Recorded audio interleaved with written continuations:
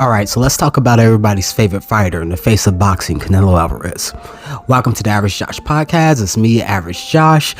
Please like and subscribe to the video if you want to listen to more good sports, boxing, mostly boxing content. But anyways, let's get right to it.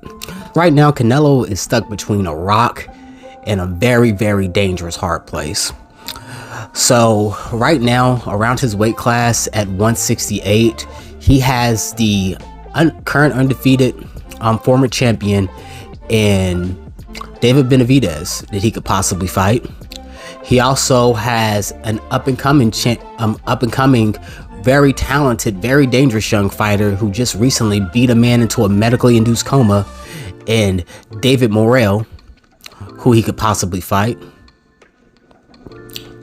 And up at 175, there are two extremely dangerous champions, one which he already lost to in DIMITRY Bivol, and one who I think is probably the most dangerous champion maybe in all of boxing, ARTUR Beterbiev, because ARTUR Beterbiev is literally, he is no joke. So honestly, I feel like Canelo kind of gets too much crap. I'm gonna defend Canelo for a little bit. So a lot of people were talking about how he was fighting the Triple G fight and that it was just a tune-up fight and that no one wanted to see that fight and that he should just go in straight to a fight with one of those guys I mentioned, David Benavidez, David Morrell, ARTUR Beterbiev, and of course having a rematch with DIMITRY Bivol. But any fighter coming off a loss, I think you should have a little grace with them and just understand that they might need a tune-up fight. And him choosing a 40-something-year-old Gennady Golovkin as a tune-up fight, even at 168, it's still, I can forgive it. It's not that bad. I know I've seen the fight twice. We all knew he was gonna win, but just like we let Deontay Wilder fight Robert Helenius, just like we let Teofimo Lopez, I think he was fighting Pedro Campa. And just like we let Vasily Lomachenko came and fought Jermaine Ortiz after coming off a long layoff, sometimes the fighters coming off a surgery, a long layoff, or a loss, you got to have a little grace with them and be like, all right, you can take a light touch. You don't have to instantly get in there with someone dangerous who could potentially just knock your fucking head off. Go ahead and get your confidence back up. Go ahead and take some time to heal. Go ahead and get some money. Take a soft touch. I feel like just because Canelo is the face of boxing, we shouldn't have to hold him to like some standard we don't hold any other fighter to. Now, I know people like Errol Spence, and I love Errol Spence for doing this, where he says he does not take tune-ups.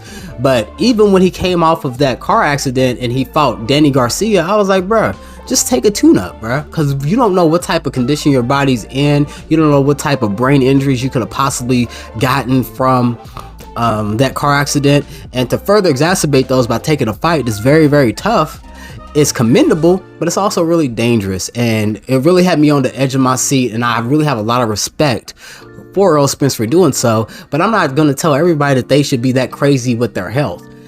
Like Manny Pacquiao, for instance. Manny Pacquiao, he's well past his prime, and there's been rumors of him possibly making a fight with Errol Spence. I don't think that he should even made that fight with Errol Spence last time, or that he should have fought your Dennis Ugas and got hurt like that, because he's done so much for the sport of boxing. He's done so much in the sport of boxing. I just wanted to tell Manny Pacquiao, I don't know why he's doing it. Maybe he just can't stop fighting. Maybe he just wants to have the money to help people in the Philippines. I don't know why he's doing it, but I would love for Manny Pacquiao just to fight in exhibitions. If he was going to be like Floyd and fight in exhibitions after all the contributions he had in the sport of boxing, I would not only support those fights, I would just be like, bro, you've done enough. You don't have to go in there with Errol Spence and possibly get the shit beat out of you. You went in there with Keith Thurman. I thought that was dangerous, and he succeeded. But to go from Keith Thurman to going to fight Errol Spence, and then he couldn't because he had the retinal tear, and then, you know, him going in there and basically getting beaten really bad by Ugas, especially at his age, bro. Like, he's playing with his life at this point. He really is. Like, he's playing with his life, he's playing with his health. I commend him for having the bravery to do so, but he does not have to do that. Like, in my mind, he's already a legend. He's already a legend. He's already a Hall of Famer. He's done more than enough. To me, Floyd Mayweather has done more than enough. All these people that say he needs to fight Errol Spence, he does not. He does not need to go in there and get beat up by Errol Spence to prove a point to people. He's done enough. He's fought guys bigger than him. Knocked out a whole bunch of guys who are around his natural fighting weight. He's gone up. He's given it. We might not have done everything that we like him to do. Like, he might not have fought Winky Wright, or he might not have fought Manny Pacquiao when they were younger. But he's done enough. He's done enough to where he deserves to be able to go ahead and take a victory tour and just fight exhibitions for money. My personal opinion. Just in my personal opinion. And Manny Pacquiao needs to stop taking dangerous fights, in my personal opinion. Because I do not want to see him get beaten into a medically induced coma. I do not want to see him in a wheelchair prematurely. I do not want to see him really, like, even in the Manuel Marquez fight, that was just like, ugh. And it's like boxing. We see guys get knocked out all the time, but it's just like, Manny's like a masochist. He's like a glutton for punishment or something. But back to what I was saying about Canelo. I'm sorry I got off on that tangent. He's stuck between a rock and a hard place because, as we already know, Dimitri Bivol is no easy fight for him.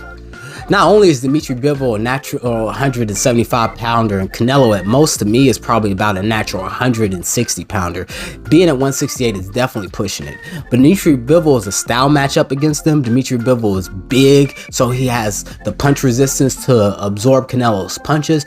Dimitri Bivol, because he's big, hits harder than someone like Caleb Plant or Billy Joe Saunders. So it's a dangerous fight. It's one that he'll most likely lose if he were to fight again. And he has to carry that extra weight up to 175, which inhibits his stamina because he's just way too muscular up there. And carrying all that extra musculature, just like when Deontay Wilder blew up and like he was gassing out, the same thing happened to Canelo Alvarez. Some people's skeletal system is not designed to carry all that extra musculature and have them still be able to function in the same way as they used to. They're going to gas out. Their cardiovascular system isn't designed for them to pump oxygen into that much muscle effectively over a freaking 12-round fight.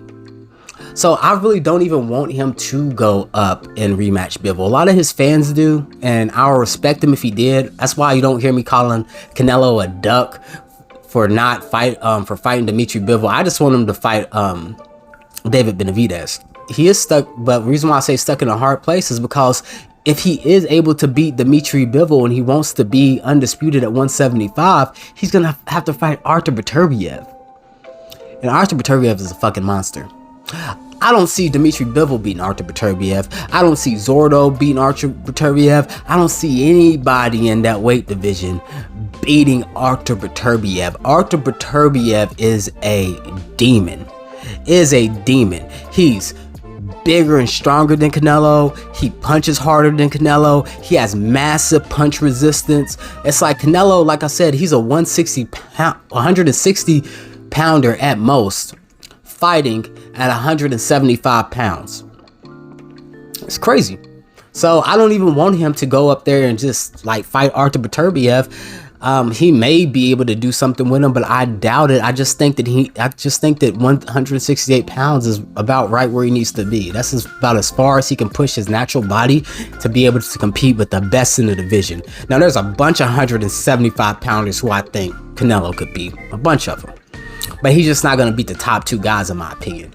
Dimitri Bivol or ARTUR Beterbiev or ARTUR Beterbiev, however you pronounce it. Because those two guys, one's a stylistic matchup that we already seen is bad for Canelo. And it's not very good. He's carrying all that extra musculature. And then one is just a demon. Like I said, I don't see anyone at that weight class or at the weight class below beating ARTUR Beterbiev. He's a hard fight for anybody. Whether you're 175 pounds, 168 pounds, he's just a very tough matchup. The guy is incredible. He's a monster.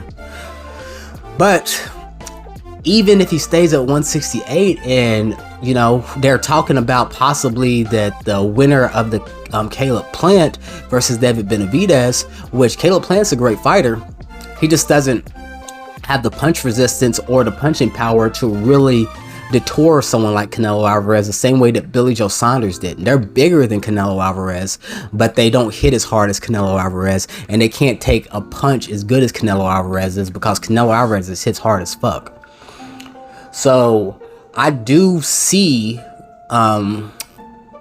David Benavidez beating Caleb Plant, and if he does and he fights Canelo Alvarez, even though David Benavidez is only 25 years old, just because he's huge, he's really someone who should be fighting at 175 pounds. Canelo being, to me, a natural 160 pounder fighting at 168 pounds, and David Benavidez being a natural 175 pounder fighting at 168.